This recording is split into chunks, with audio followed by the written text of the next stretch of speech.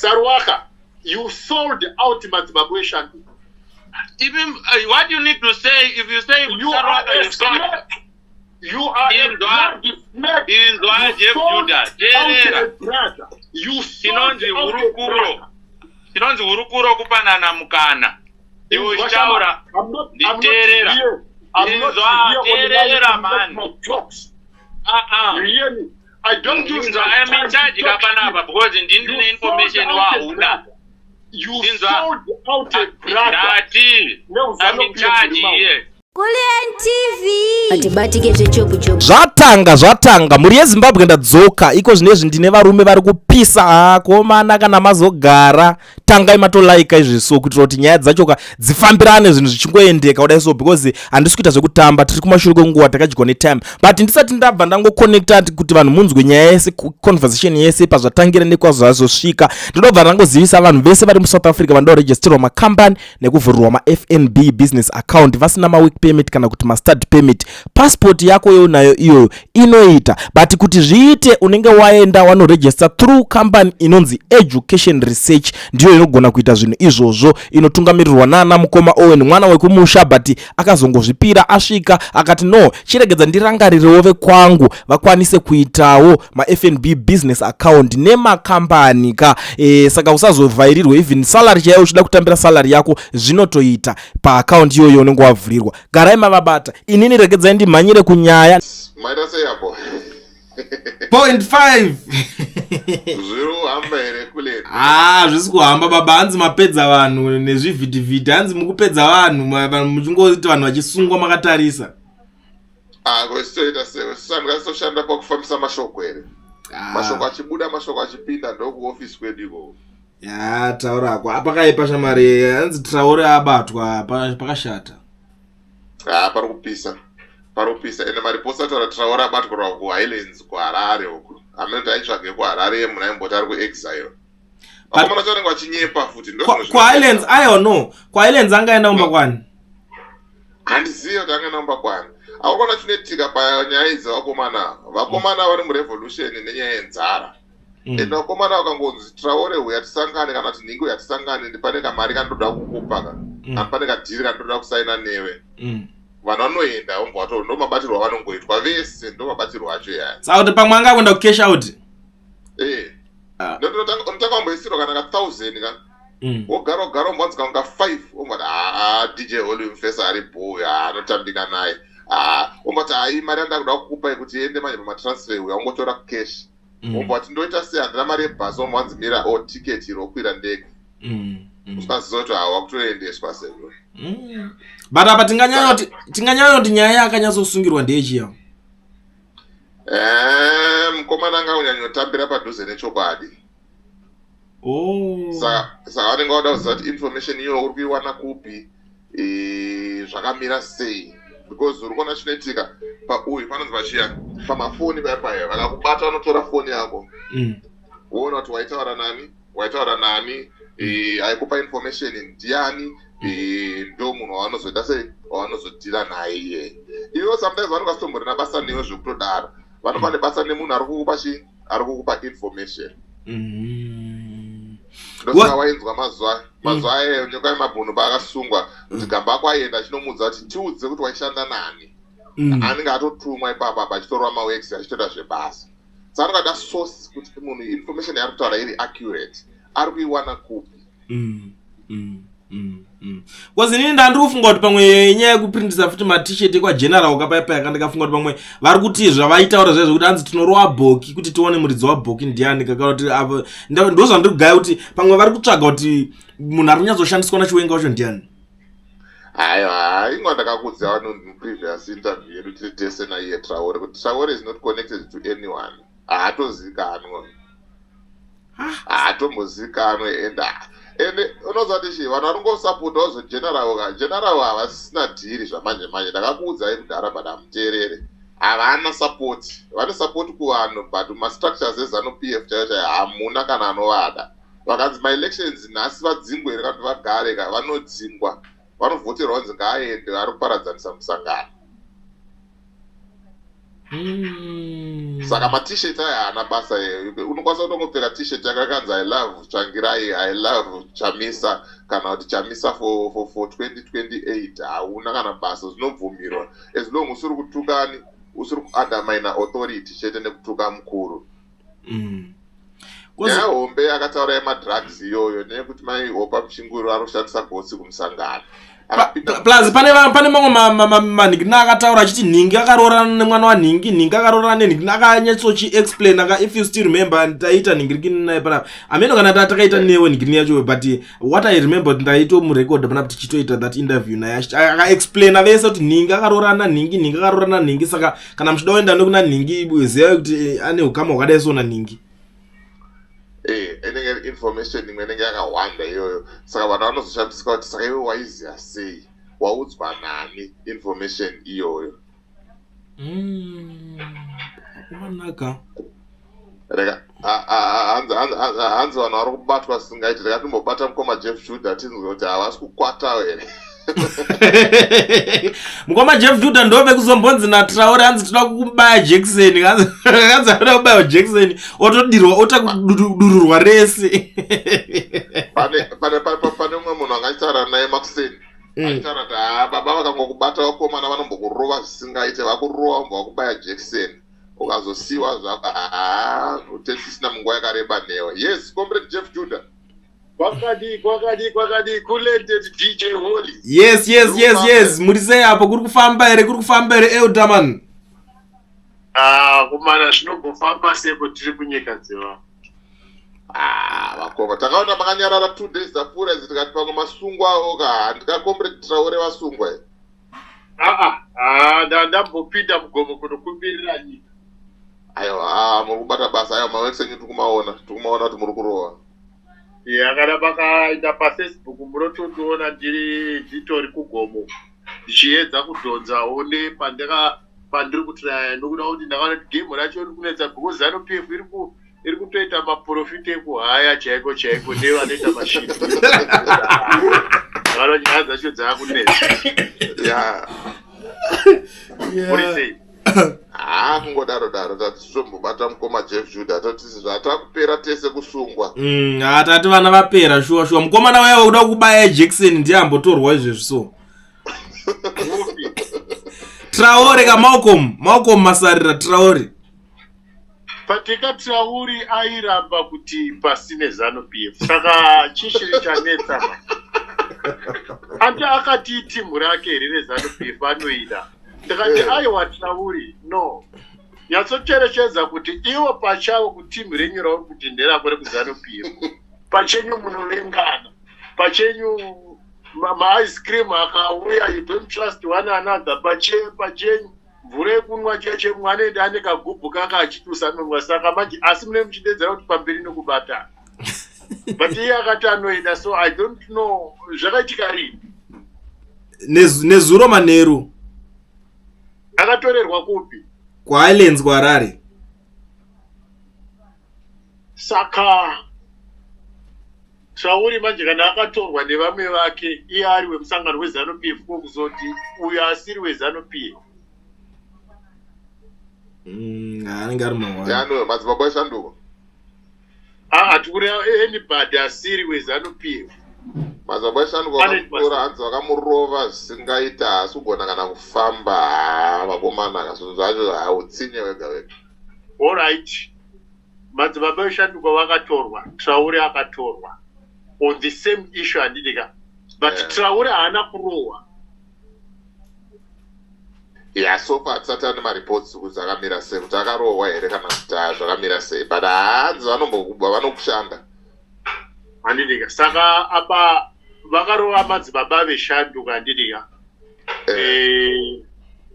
Ndo zvinoratidza a barbaric political party kuti havadi mumwe munhu anovataura chimwe chinhu kuti vakaipa vanoda kurumbidzwa vachinzi varume ava vakanaka chaizvo, ivo vachiziva havo kuti havana. So I'm so worried about madzibaba veshanduko kuti situation yavo mamiriro ayakaita. Handisati ndakanzwa kuti pavakaenda kukote vakapiwa here mukana wekuti vambotaura nevanhu. Pane aripo here kana information yamunogona kunge makanzwa mashoko avo? Hatisati havasikubatika. Then initiative yavaimhanya nayo yanga ine mutungamiriri Mr. Blessed Gesa.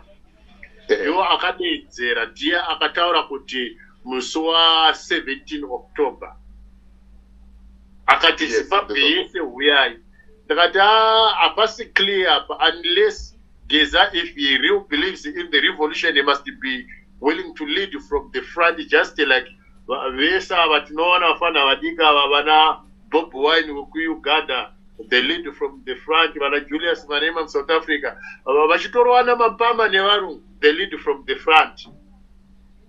Iye semutungamiriri anga akapfeka kamaflash, kana wapfeka kamaflash hatizvinoreva kuti wazvipira wagamba rehundo. You don't go into hiding. Dai anatongogara nana lepoti akawirana nahebhe chitepo vakanga vari vanhu vaivanda, handifunge kuti vangadai vakafa. I think tingadai tinawo nhasi. So I'm not blaming Dara Blessed Gesa. He knows best, but I think this thing was not well planned in the sense kuti hakuna kumbeswa maflares anokoka vanhu maposters hatina kumaona. Maybe akaitwa but hatina kumbomaona. So maflyers adza anga aripo ndo akatiza akamadzibaba eshanduko naSaruwaka kwamachipisa kwachidistributa vakatiza mapurisa. Ndo mhosva imwe yavaitsvagirwa futi iyoyo yakazonzi naSaruwaka. Ini ndakafonerwa ndikanzi ipapo madzibaba eshanduko vakazosara vachisungwa. No, stop there. Saruwaka, he was in the company of Madzibaba eshanduko. Takavaona vari mumotokari. Yes. Then how is it that he receive an anonymous call kuti iwewe rova pasi uyu ngaasara? Is that not a betrayal of the worst kind? Yeah, zvinoona kudaro. We are working together, we are eating together, we are drinking together. You guard my back, I guide your back. Yes. Andidika, chinokuwira ndo chinondiwira, chinondiwira ndo chinokuwira. There were two my videos aripo vari motokari. I think munawo my videos iwani. Yes. Iyo receive a call kuti ibva kwaIfield kwauru pauri pakaipa. Achireceive kubva kunani, unless kana singa receive from somebody are you within the workforce of ZANU-PF. Then akadi kutanga kuti achireceive that call akafonera kuti madzibaba eshanduko ibva ipapo, because in another sense mutauro kuti vanga vari vese. Yeah, vanga vese. Then akureceive a call, akusiya mumwe pasite yakurova pasi. Then let's leave it coolant. I want to give you an example. Na DJ Holland, the millions of Zimbabweans listening. Kuchimoyo, musi wakabombwa kuchimoyo. Just if I shall have to look again in the records. Time yakauya ndege, fleet number ndege yakabomba pachimoyo inozikanwa. Andidika. Pane team revakomana varipo veZANU-PF nana Opa Mchinguru vakaudzwa kuti ibva ipapo nenguva dzakati pari kurohwa. Ivavo vakatiza vakaenda, vamwe vese vakagocherwa ipapo. The same thing happened uko kunyadzonyoko. 30 minutes before air strike, the same team yakapukunyuka. Then kutembwe 30 minutes or 40 minutes before air strike, vanhu vasati vagochwa sembera, the same team yakapukunyuka. Now here we have got Saruwaka. Saruwaka akapukunyuka say, that is the question. He was not supposed to pukunyuka. In fact, aitofanirwa kunge ari akatorohwa maningi kudarika madzibaba eshanduka. If it was true that he was with the guy, kana kuto because Saruwaka anditi airamba kuti pasine ZANU-PF. So akamufonera ane rudo rwekuti iye aponeswe pakufa kwemumwe munhu. This whole fucking thing is ZANU-PF project. It makes me cross. I had a question. Madzibaba eshanduko ana Saruwaka kuti zviri kufamba sei? Ini ndakaverenga bhaibheri, ndinokundwa hangu kunamata. Book of Amos inotaura kuti how can the two walk together unless they agree? How can the two walk together unless they agree? Panofanirwa kunge pane similar interest, but then apa hapana ma-interest. Charwaka haasati abatwa. Aka-escortwa kubva kuHarare kunosvika paBeitbridge yamubuka kuenda kuSouth Africa nevakomana according to him nematauriro ake. Vakomana vekupi? Menoti akangoti ndakafonerwa nevakomana, recording yacho iripo paplatform, vakandiperekedza kunosvika ndasvika. Ndokupira mu-engage Sarwaka apa. I want to hear from him. Please. Okay, let me see if I can add you. Please. Colette, can you add him? And this is the number that I can change your phone. Are you able to add him? Okay, let me add him. Hey, thank you. So, I'm talking from my records. The recording is there on this platform. Yes. I think when I call it the foot, iripo foot. Atitsanangura kuti akabva sei, tafadzwa chidawa ari mutsvaga sei, zvakamira sei. Okay, that is good. Takamirira kuti auye. Akwira. Thank you so much. Thank you so much. Comrade Sarwaka muri sei? Ndiri sei ndiri kuona content DJ Holly mumwe ndani. Ndi Comrade Jeff Judah. Comrade Jeff Judah makadi. Ndiri right muningina wakafamba sei? Ndakafamba po. Yeah. Wakanga una madzibaba weshanduko takakuona pavideo muri background. That was good thing. Chakaita kuti mumwe wako atorwe. Can you give us a small information kuti zvinhu zvakaitika kune mumwe wako?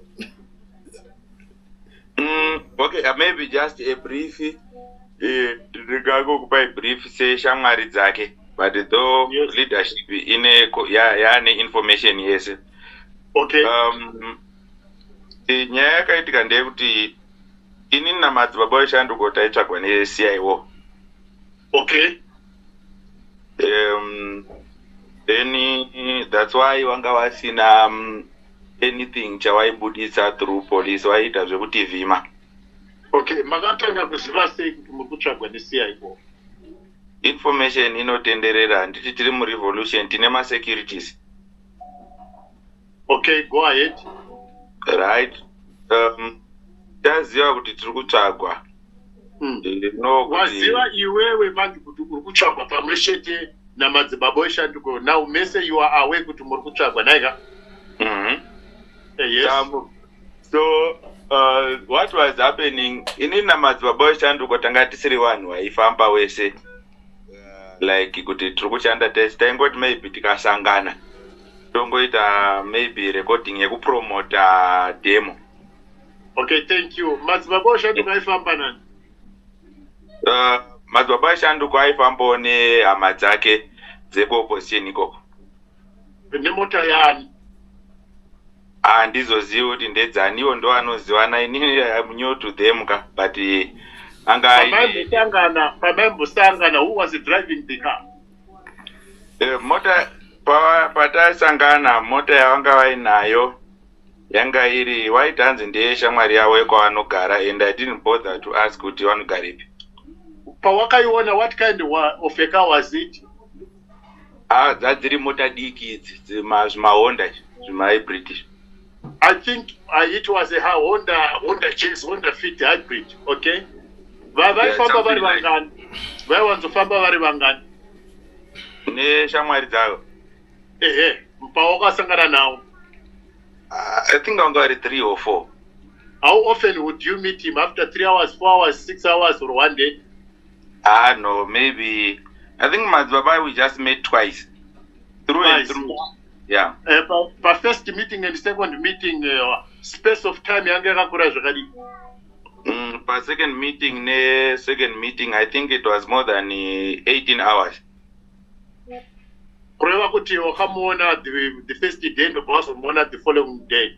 Yes, and that was the it. following day madzibaba wakabatwa at what time kufunga kwako? Kubatwa kwamadzibaba wakazobatwa days after, not kuti madays edemo. Okay, panguva yavakazobatwa many days after, pane pamakazobokwanisa here kusangana? No, even after the demo hapana patakasangana, because what madzibaba weShanduko was participating this revolution wakazvimirira wega, kwete kuti ndaishandidzana nawo, taitongosangana nawo paprogram. Okay, saka paprogram uri kuonesa kuti muridzi weprogram chaiye akanga ari Mr. Geza vakadedzera 17 October March. Ma-update avo from the leader who was commanding 17 October, Mr. Geza, ivo chakataisa kuti vauye paground chii, vairwara here, vakanga vasipo here, kana kuti it was security reason? What you know, ndezvekuti tese like zviri kungoita tese Zimbabwe tine mademo akadedzerwa naCommander Geza akati one day hatisina kuvaona paground, but with the understanding yekuti this is the people's agenda kaya ari kupusha, isisu tinongoti command ikadedzera, isisu we follow zvadaidzirwa necommand, ndiyo kasignal. Kaka command inenge iri paground, if you go into the battlefield, the captain anotungamirira. Kana hondo yekuUkraine muri kumboona vapresident ikoko ari kutungamira here? Yes, I want to correct you.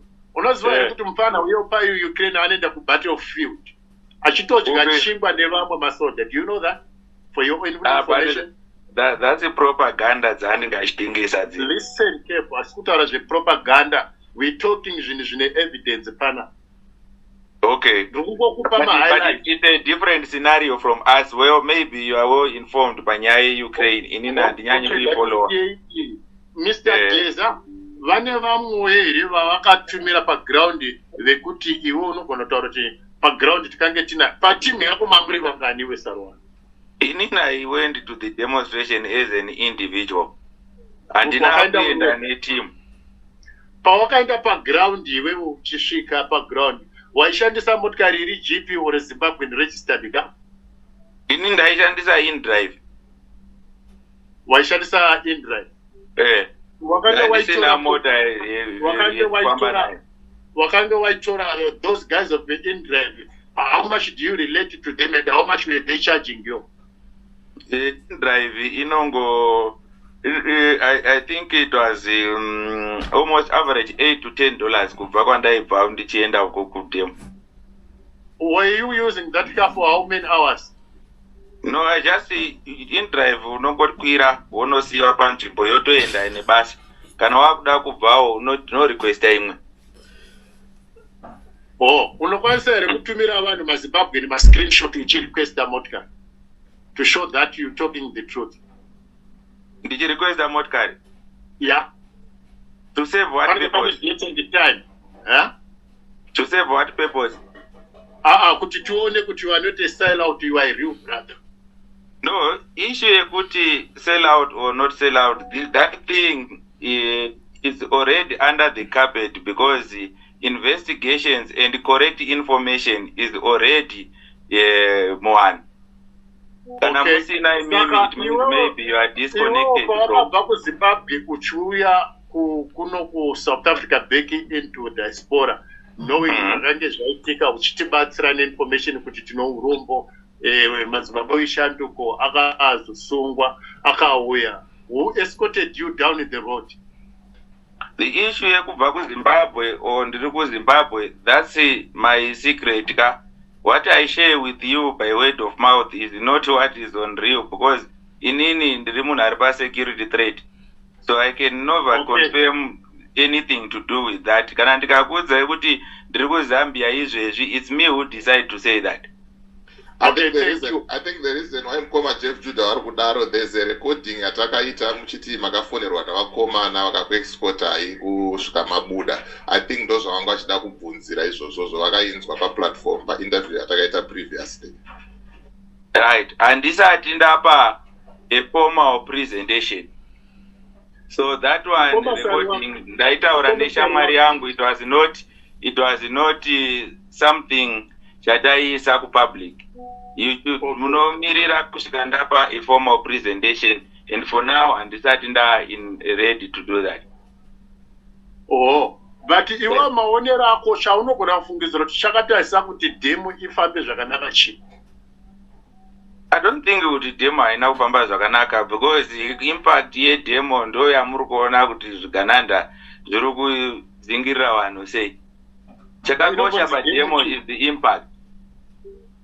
Handiti vamwe vaiti everything is normal, iwo wakati tiripo paground zvinhu zvakamira mukuti and so on. Chakaramba i-action, but the omission yakabudirira. Action yafanira kunge ichiitika inogona kunge vanhu vasina kunge vakakasira kunzwa ingave ipi. The plan was peaceful marches. Ndo zvataifanirwa kuita, but the area was barricaded and the security which was in place was heavy. Saka vanhu vakatadza kuita gather for the march. Okay, thank you. Saka madzibaba veshanduko pavakatiza ne-high speed chase nemotokari nemapurisa, wakanga uripo here kuti wakangonzwa? What I know is those cases, they are fabricated. Because even wakanyora wacho, the police, they cannot present an evidence yekuti madzibaba eshanduko nitakatiza at high speed chase, number 1. Number 2, they don't have evidence to prove kuti nini was involved pakudistribute any flyer. Kuvarudi kuratidza maflyer acho kana kuri kunzi vaimaona achidonhedzwa kwatakatiza kwacho. Saka, do you now believe, Saruwaka, do you now believe kuti nikini zvese zvaitwa nemabumbwa nemabwidi? Ndi mabumbwa nemabwidi ndochi nganditsanangura. Malawi born in Zimbabwe, running the government of our country. Nyaya iri kunetsa pathis revolution kana kuti the people's agenda yatiri kushanda nayo. Panoitika state capture, you never know who is involved. That is the first thing you must know who is who, because you cannot work with somebody whom you do not know. You can never know who is who. You can know because their names prove it. Okambonzwa munhu mutemani sene kuti Hendrik is African. That's another topic though. Tuone sana Saruwaka, tuone sana. That's another topic and I don't need to buy on it. Mukoma Jeff, chamafana kuziya ndechekuti patinenge tichitaura isisu tungamira vanhu vese vari muZimbabwe, whether mabwidi kana kuti machi, anyone anenge apinda muZimbabwe tinoti munhu iyeye ngaagare zvakasununguka achiwana. Saruwaka, do not think I'm trying to hate kugedi nemabombwa kuti ndinovavenga ndiri kuvaona anabhanda nanani, but to prove to you I'm going to give you one day ndichaita nana kuleti newe uripo ndichitaura nemunhu wokumalawi who is a friend of mine and what he receives from me, kwete kudhara even recently achikuudze kuti when did he start to know me as far as 2017, how we've been together, how we share things, but he's a Malawian. Ibwidi remabwidi chairo branda remabranda uchitozwa nevoice racho. Do you hear me? Yeah, he counts on me when he has got a problem. Even in the problem, I can consult him. Chama zvakamira mukuti. You hear what I'm saying? But unoeka background inotaura brother. Ndikupa example. So wakanzwa kutaura kuti mabwidi mabranda emabumbwa. Kuti bumbwa hakusi kutuka inzvimbo yedunhu ravo. That's why you hear even the president HH achitaura kuti I found my brother papa nawe mahekoptawo mwana wekumusha kwedu wokubabumbwa mubumbwa kuti mubrandaya akusi kutuka. It's a town called Blandaya. Inini wakanditi muHarare hausi kundituka. Alright. Wakanditi muNyasa hausi kundituka. Nyasa zvinoreva kuti nzvimbo yemvura. Alright. Do you hear me? Yeah. Ndakati bwidi handisi kutuka ndana bwana tinenge tichiti boss. Alright. Do you hear me? Yeah. Ndakati bwidi iro kumusha kwakuti bwidi zvinoreva kuti bossika. Okay. Ndi bossika wokumusha kwake. Zvino bwidi ndi boss wokuMalawi kwete wokuZimbabwe. Alright. Saka inini manje muri kutora wrong mentality. Hainayo kuti background iyo tinenge tisinayo. Ndo zvinokosha kuti uzive kuti who is with you, who is your neighbor, who is your brother, who is your sister, who is your father. Otherwise, even in family, munoziva kuti in a family you can be born 3 brothers, 3 sisters. Peta vamukuti maybe wega una baba wako, mai vako vanenge vakatamba yana baba wako uyu ndisongo, uyu ndinzou, uyu ndinyati, uyu ndimhofu, and so on. Yeah. But you are still one family and it. Ndizvo. But it will come a certain time yekuti vaera nzou endai kuera shava endau. We do not count kuti makayamwa zambo rimwe chete makabuda muchibereko chimwe chete. The difference inenge yekuti vana baba vakatundira muchibereko chaamai vakasiyana. Sorry nekunyadzisira because tinogona kunge tine vanyarikani. No, but zviri kubva zvanzwisisika zviri clear. Yes, you still need one another. Muchiziva kuti no, uyu ndinzou, uyu ndisamaita idhuyo, uyu ndimhofu, mai vedu vamwe chete, taidya mundiro imwe chete, takayamwa zamu rimwe chete, takadzidziswa namai vamwe chete, but we are still different. Kune zvimwe zvinhu zviri another zvine zvinge zvapa nemamwe malevel ekuti tinenge takuti inini nasamaita mumwe wangu usamaita, uyu mhofu obva kuti inini nemumwe wangu mhofu, but is still being united.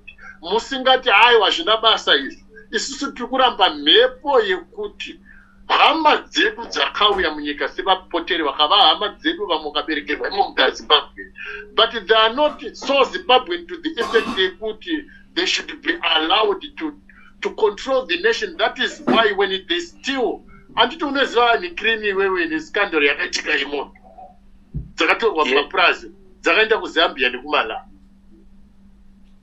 Okay. You should know it. Iwana kunga kuti mombe dzakaenda kupimwe uri kuti dzakadyiwa.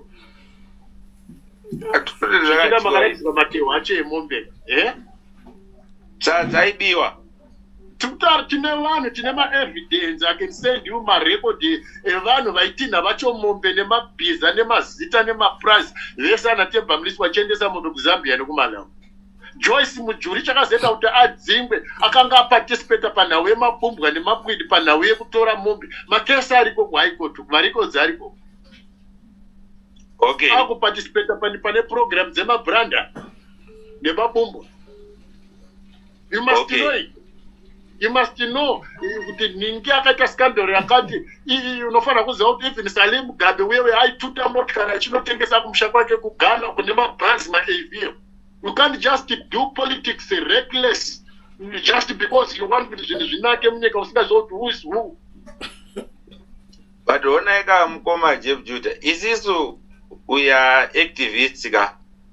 You should be an activist with knowledge, not an activist of ignorance. Because you are not serving ignorant people, you want to serve smart and intelligent, well-learned people, people of experience and with good exposure to the wrongs done by ZANU-PF in the name of saving the people, yet oppressing their subjects. Yeah, ndizvo. But izvozvi now at this stage, isiso tiri kudzidza pamwe nevamwe. Asi tichiteerera command, because command is well informed handiti. Ndosaka iwe haufanirwe kudzidziswa nedofo. Kana wati iwe unoda kudzidza unofanira kuenda kune vanhu vane information. Auende kune dofo, then you expect to do well in school. Aiwa, tiri kuti whatever kuri kubva neinformation ndo kwatiri kudzidza information from. hatina watiri kuti tine madofu atiri kudzidza maari. So the point, Sarwaka, is not that we need to persecute vanhu vechibumbwa nemabwidi. That is not the point. The point is that we persecute political criminals who have criminalized the nation. Yeah, exactly. Do you hear me? Izvozvo.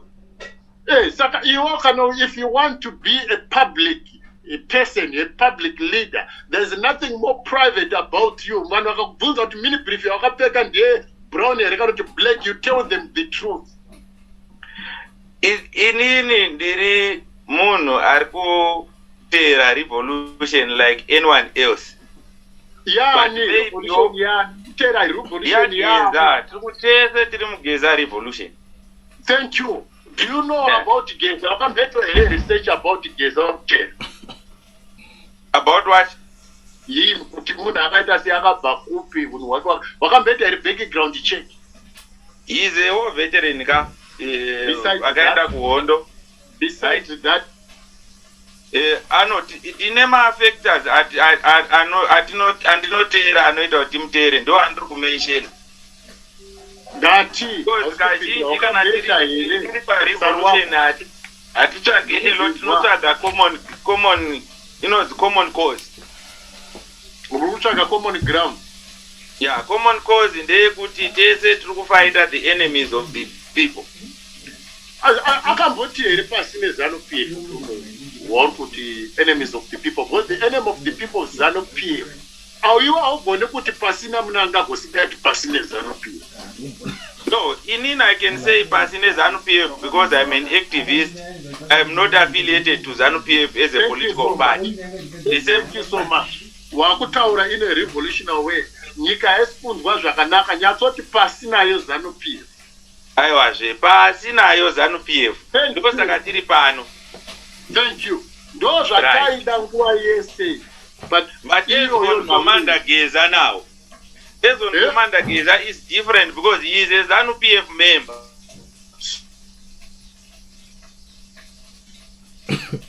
Anditi murukona.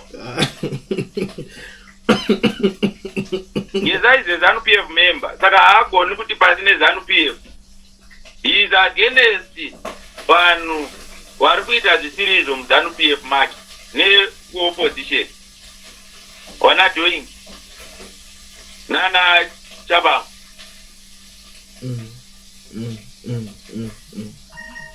Yeah, tiri kunzwanana. I don't know kuti chichaitika pane nhingirikini ya mukoma Jeff Judah. 0.5 uriko ero. 0.5 are you there? Andiri baba bana achingotserera makomrades achikweshana.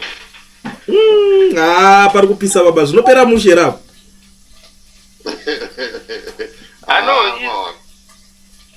No, vari kutsanangura topic yavo yavanonzwisisa. That's why ndiri kuwanza kuteerera.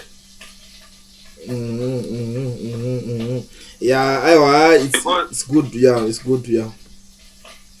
New topic dai yanga iriwo yedu ine chekuita nerevolution. Zvimwe ngadai ndichitawo more of the talking. Aiwa, ndo zvinodiwa. Simbi dzinokweshana aichokwadi zvinhu zviri bo kuti zvirambe zvakamuri. But I'm glad vadzoka zvekare. I think network yavanga yaacta. Munogona kukontinua zvenyu mukoma Jeff Judah. Okay, ndandichitaura kuti why inini ndichiti pasi neZANU-PF Commander Geza vasingakwanisi kuti pasi neZANU-PF. Ndandichiti Commander Geza is a ZANU-PF member. Ari member yeCentral Committee. Okay. Akazodzingwa muCentral Committee nezvigananda. Kudzingwa hakusi kurenounce membership. So exactly. Two things, yeah. Akudzingwa chigaro membership zvakasiyana. So Commander Geza remains a ZANU-PF cadre. Asi chiri kutibatanidza ndechekuti we have a common cause iri kuaffecta munhu ari kuZANU-PF neari kuopposition neasiri mupolitical party. Waita basa kutaura zvindiri kuti zvinototungamirirwa here nemunhu wepolitical party inouraya vanhu, inoabhudhakita, inoita zvinhu zvese zvakapa, iye akaisa kadhi racho muhomwe reZANU-PF. Kana tichimutevera anenge achiti iye ari kuenda nesukupi. Right, pane mukoma Jeff Judah, pane zvinhu zvatinofanira kuandastenda. Leader necommander zvinhu tu zvakasiyana. Pakuti kudei? Leader mutungamiriri anogona kusarudzwa nevanhu, handiti otonzi uyu ndiye ngaatitungamirire. Commander munhu anoenda pamberi based on qualities, kwete kuti anosarudzwa nevanhu. Saka Geza chii? Geza is a commander ari kuenderana nesituation yatiinayo. Yedu isisu tiri kutera signal yakukomanda. Commander ane makadhi eZANU-PF muhomwe. Izvo zvinopinda kuleadership izvo takutarisa maqualities.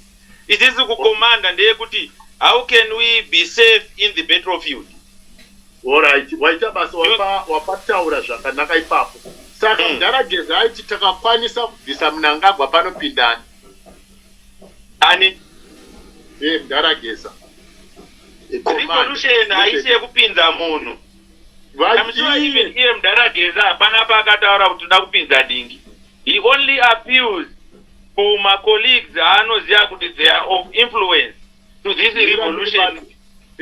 Sarwaka, after the failed match, Geza akauya online achiadresa vanhu achiti mamunzwa here Chiwenga komando watoda kuti apinde. You want to oppose mashoko akataura. You want to sanitize. But not as a commander. What you need to know is that kana tiri battlefield we listen to the command. But it's not our one. It's time of command. And it. Right. Not our actually time of command whether atara kumpa kwake kana ari kupi. If we don't consider that. Okay. Saka but it is kana address Chiwenga kana tiri pa time ye tiri mbetro. He addresses Chiwenga as general. Saka, are you sure kuti Chiwenga anogona kunge ane communication na Gudoguru? Chiwenga ndiye Gudoguru. I mean this bastard here, this traitorous bastard, this Geza. Isisu tinonzwa Geza achiadresa Chiwenga in public. But hapana confirmation of communication. Anenge achitoapila kuti ndimi makati unzira problem yakanganisa nyika iyi. Tibatsire iwo kubvisa iende. Akati toda kuisa Chiwenga. Unless you want to change the subject, you are welcome. Subject ya change. Isisu yedu kana akati ada kuisa Chiwenga, maybe it was another topic. Is it part of this revolution yatukufamba nayo? Because the revolution yakasiyana papi ne iyo imwe yaye nikrini yana yechungungu ndi yana nyoka yemabhunu. Is it the same or it's a little bit different? Are they two different? No, we are in the same revolution, even Nana comrade nyoka yemabhunu. But the point remains, revolution haisi yekuisa munhu ndeye kubvisa munhu. Mu revolution we don't talk of who is the next leader. We talk of getting rid of the problem. Akawandisa not one, not 10, not 20, not 30. Nyoka mabhunu. Achitaura nawe yekuti toda kuti Chiwenga apinde. But inini mukandibvunzawo ndinogona kunga ndine candidate yandinenge ndichida kuti ipinde, even ndinoda kuti kana Chiwenga wacho apinde, kana ndinoda kuti Chamisa wacho apinde. It's my opinion. It has nothing to do with the people's agenda. Alright, iwawo given a chance yekuadresa nyika wakadzi mukoma Sarwa kana Mnangagwa abva munoda kuti nyika ipinde, munoda kuti papindane, unoti kudii? Ndoda kupinda inini because I'm a Zimbabwean. I think I can do better than him. Yeah. Kana pasina aripo. Okay, thank you. Saka pana Chiwenga na Geza are better. Which of the two are better pakuona pa? Chinoitika ndechekuti political leadership haiswi munhu ari better kupanana mukana. It's about giving each other a chance because we have a lot of good people vanokwanisa kutungamira nyika. So it's a matter of giving each other a chance. One is the commander, one is the VP. Whom would you rather choose kuti tipe mkano wauri kutaura? We are in a revolution. We are in at the center of the battle. We don't know kuti vatichasvika naye kuZimbabwe itsva ndiani. That's why tisingataure nenyaya dzekuti ndiani achapinda. Vamwe vachafira muhondo. But kana Geza vari kutaura kanana nyoka yemabhunu vakataura vakati their vote is for Chiwenga. Isu takaramba tikatai waka you cannot override inovotwa because a vote is a secret ka. Saka imima, are you pushing this revolution to take us into transitional government kana kuti into another ZANU-PF?